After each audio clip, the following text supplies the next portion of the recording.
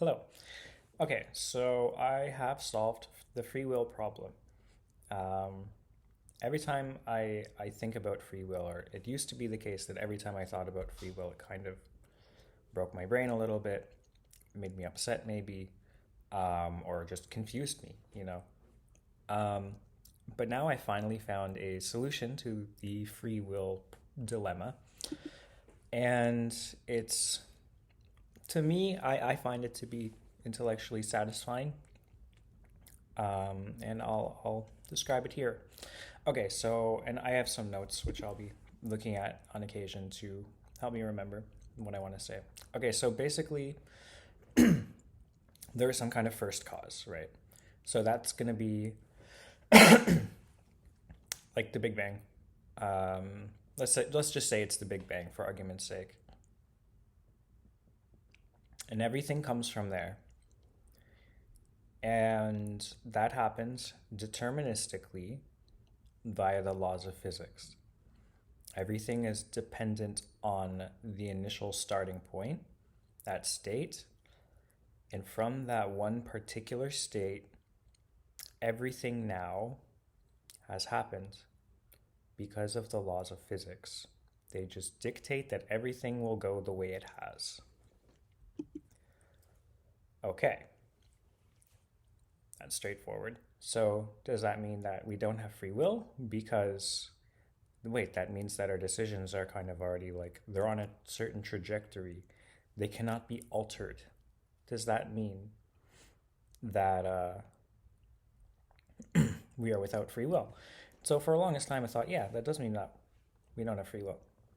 But now I realize you have to kind of reframe it.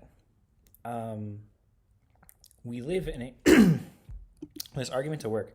We live in a causal universe to begin with, right?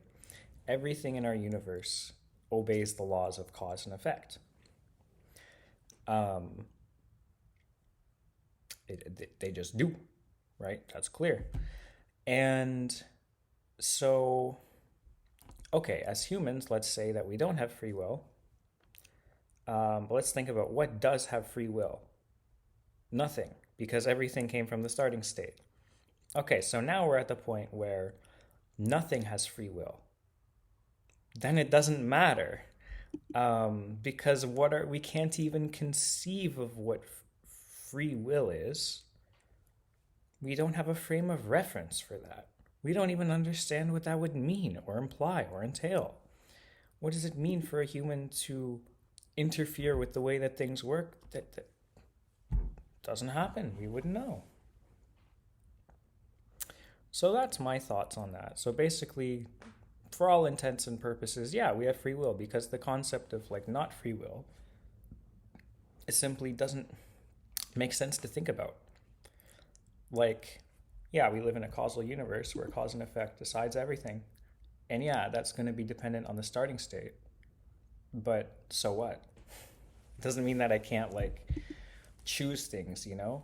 At least from my perspective and what my understanding of choice is and free will is, decision making is. So, yeah, for all intents and purposes, there we have free will. So this actually, this is, I'm very satisfied with this answer so far. Very happy, and it strikes me as true. And there's some other things. This actually kind of helps me tie together. I have a unifying idea of how this all works, and it helps tie together a couple things that I've had kind of separately, or maybe a little connected, or whatever. So a corollary from this is let's think about time. Okay, so I personally believe that the future has not been determined yet. The reason why I think that, so like I don't believe in a block time universe. Do I think the past has any physical location or whatever? Probably not. I don't know. But we can all refer to it and remember about it. So for all intents and purposes, it's real. I don't really care about the metaphysics of time that much, I guess. but I do, on the whole, but I do care about the future because I think the future has not been determined yet, which, you know, it's great because it means that, once again, for all intents and purposes, we have free will. The future has not been determined yet. It's currently playing out with the laws of physics, the laws of nature. Everything is taking its natural course, the only course it can take, if that's what we're going to define will or whatever as. But from our own perspective, and for all intents and purposes, we can decide things. That's how it appears to us. Um, right. So where was I going with that? So the future has not been determined yet, and these ideas are consistent with each other. Um, and I guess I bring this up because one thing that I like is I enjoy the idea. I believe in a God, and I think that God would be a benevolent God, and this kind of deals with the problem of evil pretty well, I think, because I mean the existence of evil, I don't know, but like the way that things are determined, at least, is kind of pretty easily dealt with because it's simply like um, everything like God's will, the thing that God wants to happen, our ethical codes. I also believe, by the way, in moral objectivity. I can get to that later. And I think that the moral code of the universe or of nature or whatever is just built in and from that first cause and from the nature, that the laws that govern this. Actually, I think that would be in the laws rather than the first state. But what do I know? I mean, that's really just totally not a meaningful statement. Um, so right, yeah, there we are. And so here's what I think. I think it doesn't really make sense if the future already exists. Why? Because then I don't understand what the present is for and why we all perceive it the way we do and why everyone else can perceive it. I don't understand why there would be a present. And so I'm going to call to Stephen Wolfram's idea here that the universe is basically just a calculator. There's a giant calculation going on, and that calculation, in its entirety, is only like that is the passage of time. Is that calculation happening? And that's basically the passage of time. And so it's like um,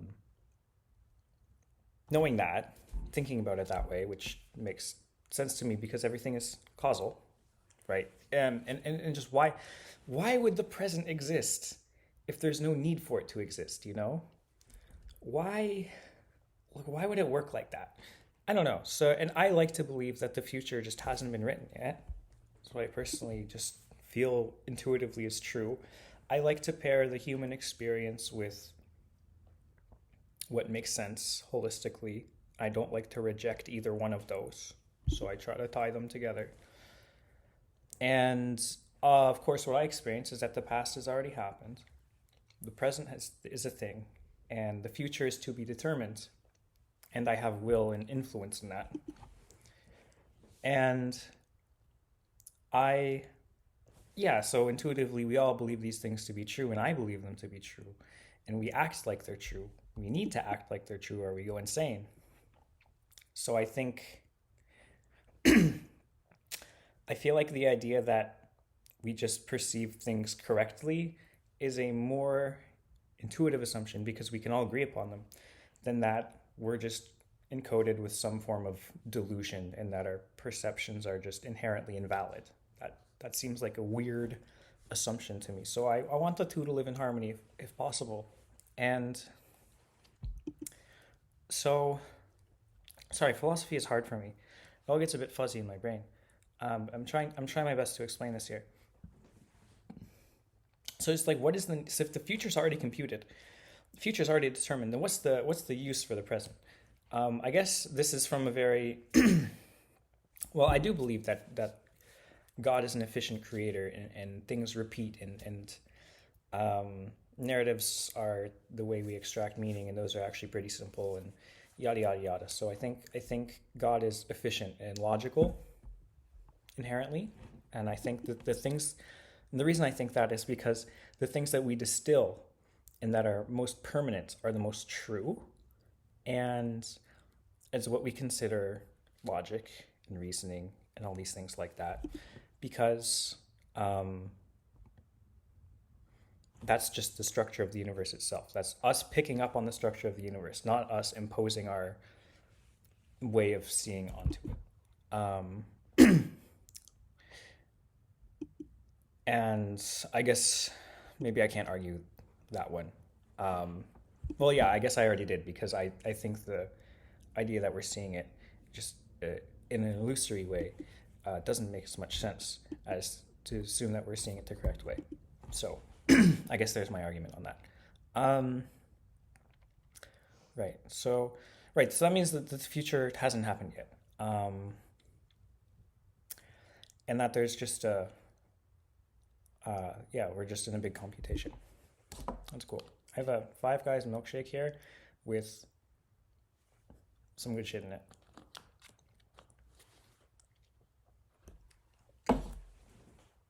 Okay, sorry. Um, so the next thing I want to touch on is computational reducibility. Computational reducibility, this is a term I've borrowed from Stephen Wolfram. I don't know if he's used it anywhere else or if he got it from somewhere else. Computational reducibility is kind of the idea that there are certain, and so this is, I guess it's going to build a bit more context on my universe as a computer idea. I'm going backwards from a way that makes sense, I guess, in some way. I'm going from that way. Um, yeah. So, computational reducibility is kind of this idea that, okay, the universe is a computer, and the passage of time is the computation happening. And that, like, the universe, just everything required in the universe is like required for this calculation, or like is part of the calculation. Um, but things are calculable and knowable and predictable via computational reducibility. What that basically means is we can have closed systems where, uh, if we're going to talk about like how many calories you can burn in a workout, say, where Jupiter is at this moment is not really that relevant. It's relevant for the entire calculation of the whole universe. It's not relevant for how many calories you're going to burn in your workout. So it's like a computationally reducible space. And so that's an interesting idea. And I feel like I had something relevant to say with that, but I'm not sure I actually do. I guess I just wanted to share that. Um, and my next bullet point was that objective morality is built into the laws of nature. Yeah, I think I already touched on that actually.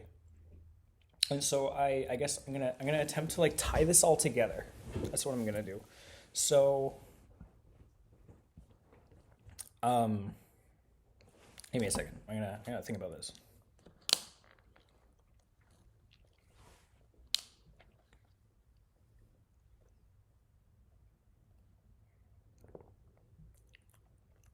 Okay, I believe that we exist in a world where there is a God. God is good. There is such a thing as objective morality. Objective morality is observable and plays out in the laws of nature in physics. I think the universe can be thought of as a computer and is causal in nature. I think the passage of time is just more causal actions happening.